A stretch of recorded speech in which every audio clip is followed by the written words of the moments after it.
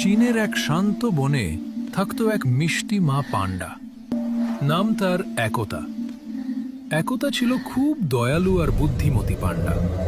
তার চারটে ছোট্ট বাচ্চা বুবু, লালা, মিমি আর টুনটুন সারাদিন দৌড়ঝাঁপ করে বাঁশ খেয়ে মায়ের কোলের আদর নিয়ে আনন্দে দিন কাটাতো। একদিন বনে এসে দাঁড়ালো চকচকে গোল্ডেন বই পোর্শে নামের এক বড় লোক মানুষ।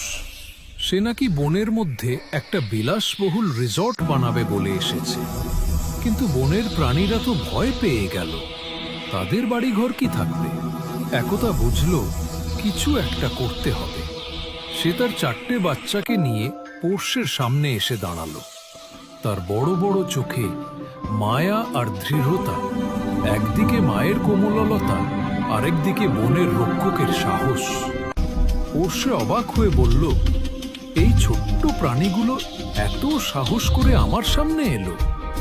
একতা নরম স্বরে বলল, আমাদের বনই আমাদের বাড়ি। তোমার দয়ালু হৃদয় থাকলে তুমি বুঝবে আমরা গাছ কাটলে কেমন কষ্ট পাই। পোর্শে কিছুক্ষণ চুপ করে থেকে হেসে ফেলল। সে বলল, তুমি ঠিক বলেছ মা পান্ডা, তোমাদের বনেই আমি আমার মন শান্তি পাই। আমি আর রিসর্ট বানাবো না, বরং তোমাদের জন্য একটা ছোট বাঁশের বাগান তৈরি করব। সবাই খুশি হয়ে উঠল। একতা তার বাচ্চাদের বুকে জড়িয়ে ধরল। বুবু লাফিয়ে বলল, মা, আমরা জিতেছি।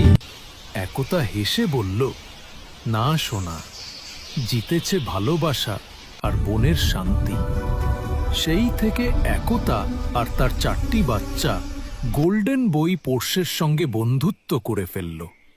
আর পোর্শে যখনই বনে আসে, পান্ডারা তার গাড়ির পাশে বসে বাঁশ খায় আর সূর্যের আলোয় ঝলমল করে ওঠে তাদের বন্ধুত্বের হাসি।